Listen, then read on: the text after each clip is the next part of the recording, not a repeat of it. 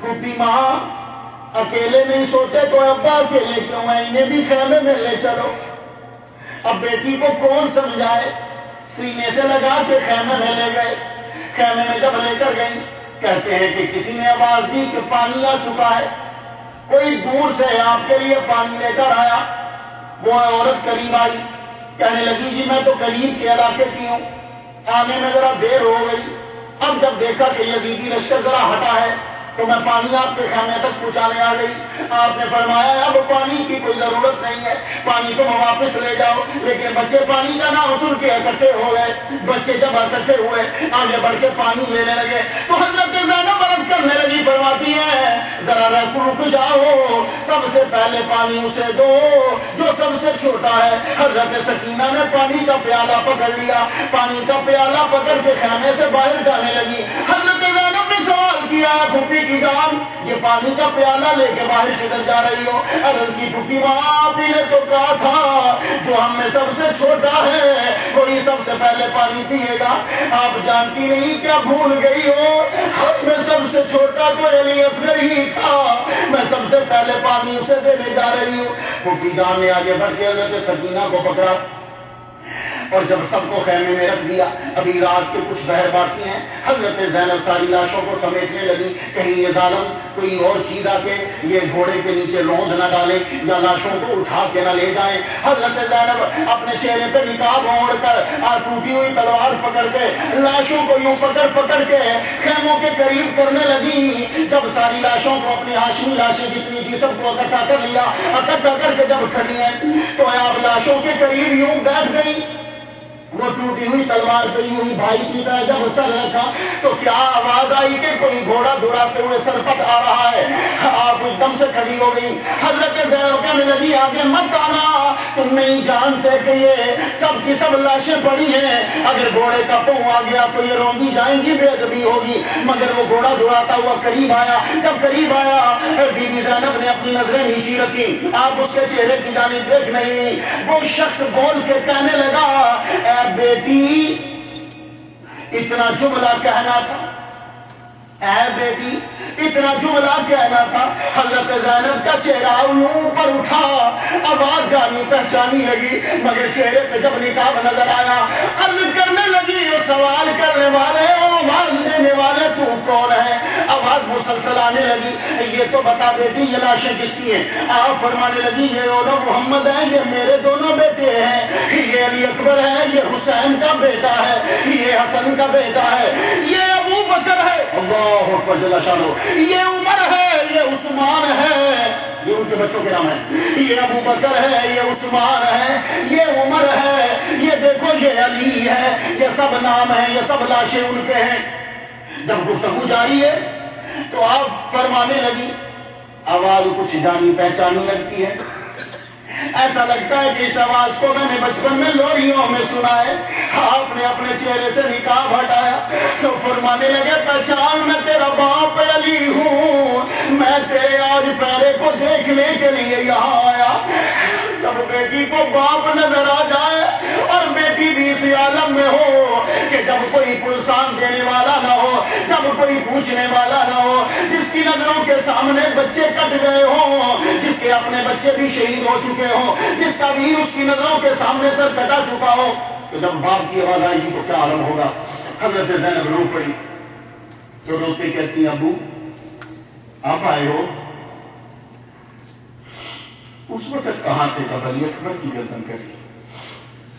اب آئے ہو، اس وقت کہاں تھے جب علی اصغر پہ تیر چلا تھا؟ اس وقت کہاں تھے جب میرے بچے انہوں محمد شہید ہوئے؟ اس وقت ابا آپ کہاں تھے؟ حضرت علی فرماتے ہیں بیٹا کمرہ امتحان میں نقل لگانا اچھا نہیں ہوتا، میں آ جاتا تو نقل لگتی۔ اے میری بیٹی اب تو تو صابروں کی سردار بن گئی نا، تیرا امتحان کل سے شروع ہوگا، استقامت دکھانا۔ آپ فرما کے ایک دم سے نظروں سے غائب ہو گئے۔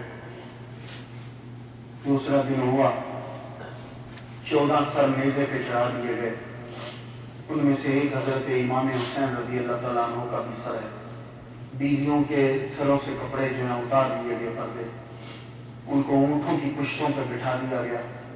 حضرت سجاد جن کا نام زین العابدین بعد میں پڑا، ان کو بیڑیاں پہنا دی گئی، وہ بیچارے بیمار تھے، اور اس قافلے کو بازاروں میں پھرایا گیا۔ وہ بیویاں کہ جن کے گھروں میں اسرائیلی اجازت لے کے آتے، ان کو سڑکوں میں پھرایا جائے، کوفے کے بازاروں کے اندر چکر لگوائے گئے۔ یہ شہزادیاں بن کے اسی بازار میں اسی شہر میں رہتی تھی، آج قیدی بن کے جا رہے۔ حضرت امام حسین کا سر نیزے کے اوپر ہے۔ لوگوں نے کہا کہ حسین کو یزید نے نیچا دکھا دیا۔ خدا نے فرمایا دیکھو اس کا سر تم لوگوں نے خود ہی نیزے پہ چڑھا کے خود ہی بلند کیا ہے۔ امام حسین کا سر سب سے بلند اور سب سے آگے۔ کوفے کے بازاروں سے جب گزر رہے ہیں تو کسی بندے نے اس وقت کوئی تلاوت کر رہا تھا، ہم حسبت ان اصحاب الکہف والرقیم کانوا من آیاتنا عجبا۔ اصحاب کہف کا واقعہ بڑا عجیب ہے۔ امام حسین کے لب ہلے، فرمانے لگے آج اگر قرآن کا نزول ہوتا تو کربلا کا واقعہ بھی قرآن میں آ جاتا۔ اصحاب کہف کا واقعہ عجیب نہیں ہے، واقعہ عجیب میرا ہے۔ امام حسین کا سر انور ابن زیاد کے سامنے پیش کیا گیا۔ ابن زیاد نے امام حسین کے لبوں پہ یوں چھڑی لگائی اور کہتا ہے تم ابھی بھی مسکرا رہے ہو؟ اس ظالم کو ابن مرجانہ کو کیا پتا ہو شہید مرنے کے بعد بھی زندہ ہوتے ہیں۔ ایک صحابی قریب بیٹھے تھے، کہنے لگے ظالم ان لبوں کو چھڑی مت لگا، میں نے محمد مصطفیٰ کو چومتے ہوئے دیکھا، ان کو چھڑی مت لگا، میں نے ان لبوں پہ نبی کو لب لگاتے ہوئے دیکھا، ابھی بھی تم اس کی تعریف کرتے ہو۔ یہ ابن زیاد یزید کا گورنر ہے۔ اس نے جب سب لوگوں کے سامنے امام حسین کے سر کی بے حرمتی کی، اس کے بعد یہ سر انور اور ساری بیویاں دمشق میں یزید کے پاس بھیج دی گئی۔ یزید نے کہا ان کو باہر روکے رکھو، باہر روکے رکھا۔ پھر دربار میں حاضری کی اجازت دی گئی۔ جب دربار میں پہنچے تو یزید کہتا ہے کہ مجھے تو خبر ملی ہے کہ سب مر گئے، یہ کون ہے؟ کہا جی یہ علی اوسط ہے۔ کہا وہ تو مر گیا۔ کہا نہیں سجا یہ علی اوسط جو وہ بڑا فوت ہوا یہ نہیں۔ اب دیکھو یہ زخموں کے اوپر پھر سے نمک چھڑکتا ہے۔ یزید کہتا ہے میرے بیٹے سے لڑو گے؟ حضرت سجاد زین العابدین کہنے لگے ہاں لڑوں گا، اس کو تلوار دو اور ایک تلوار مجھے پکڑاؤ، پھر لڑائی دیکھو۔ آپ کو معلوم ہے کہ جب کبھی لڑائی ہوتی ہے ایسی تو نوبت بچاتے ہیں۔ آپ نے کبھی بھی میلے میں دیکھا ہوگا کہ جب دو پہلوان لڑتے ہیں، آپ نے جب تلوار اٹھائی تو یزید کا بیٹا بولا، کہنے لگا دیکھا نہیں یہ میرے ابا کی نوبت ہے۔ آپ روتے ہوئے کہنے لگے یہ تیرے ابا کی نوبت ہے، کچھ دن بچی ہے، کچھ دن اور بچے گی پھر ختم ہو جائے گی۔ تھوڑی دیر کے بعد اذان ہوئی، کہا سن یہ میرے نانا کی نوبت ہے۔ سبحان اللہ۔ ساری دنیا بھی ختم ہو جائے گی، میرے نانا کی نوبت ختم نہیں ہوگی۔ یزید نے چھڑوا دیا، چھوڑ چھوڑ چھوڑ۔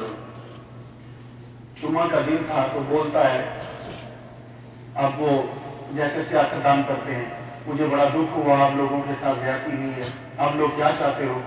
آپ نے فرمایا دیکھو کل جمعے میں مجھے تقریر کرنے دو، میرے قافلے کو مدینے واپس بھیج دو اور میرے ابا کے قاتل میرے حوالے کر دو، میں سزا خود دوں گا۔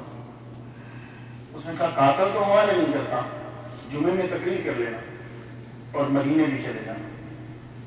مجھے ایک سوال کا جواب دو، یزید کے مریدو اس نے حسین کے قاتل حوالے کیوں نہیں کیے؟ حسین کے قاتلوں کو سزا کیوں نہیں دی؟ دوسرے دن جب حضرت سجاد بیٹھے زین العابدین جمعہ کے دن تقریر کرنے لگے تو جس نے کربلا کا منظر دیکھا ہو جب وہ تقریر کرے گا تو کیا ہوگا؟ امریکہ والوں تو غضب اٹھائیں گے۔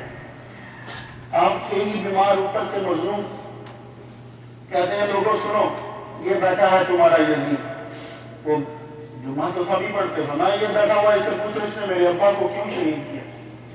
3 دن تک میرے ابا کو پانی نہیں دیا گیا، پانی بند کر دیا گیا۔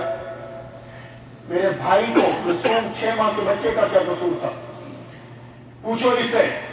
قریب تھا کہ کھلبلی مچ جاتی، یزید نے اشارہ کیا اذان دینا، اذان فوراً دلوائی گئی، نماز مکمل ہوئی۔